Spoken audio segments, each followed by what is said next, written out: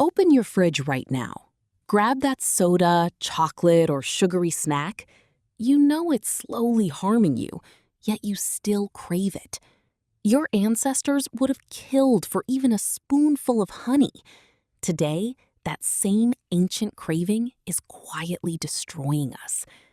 What if the sweetest pleasure in your life is actually a hijacked survival mechanism from a world that no longer exists? For hundreds of thousands of years, sugar was one of the rarest and most valuable things on Earth. Your ancestors didn't have candy bars or soda. The sweetest thing they could find was ripe fruit, or on very lucky days, wild honey. And when they found it, their brains lit up like fireworks. Sugar meant quick energy. It meant survival when food was scarce. It meant making it through the next famine. Here's what's fascinating.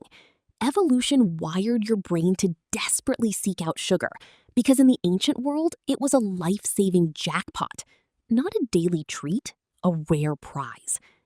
But then, everything changed. Scientists have shown that sugar activates the same reward pathways in the brain as drugs like cocaine.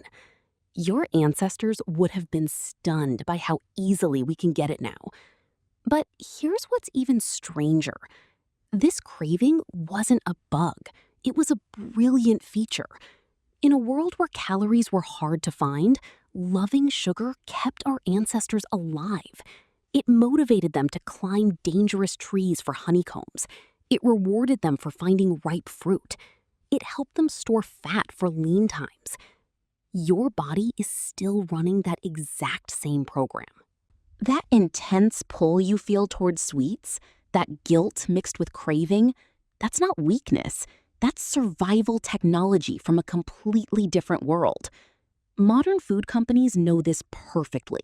They engineer products with the ideal bliss point, the perfect mix of sugar, fat, and salt that hijacks your ancient wiring and makes you want more.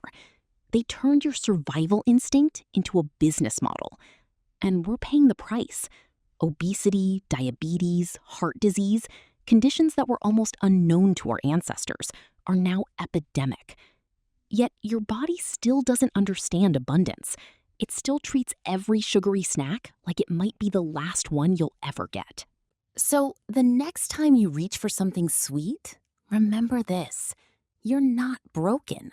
You're running incredibly sophisticated ancient software in a world it was never designed for. We didn't choose to be addicted to sugar.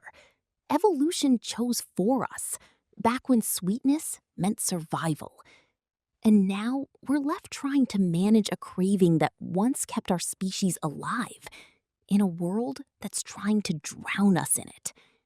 Your body still remembers exactly why sugar felt like love. It just doesn't know that love is everywhere now.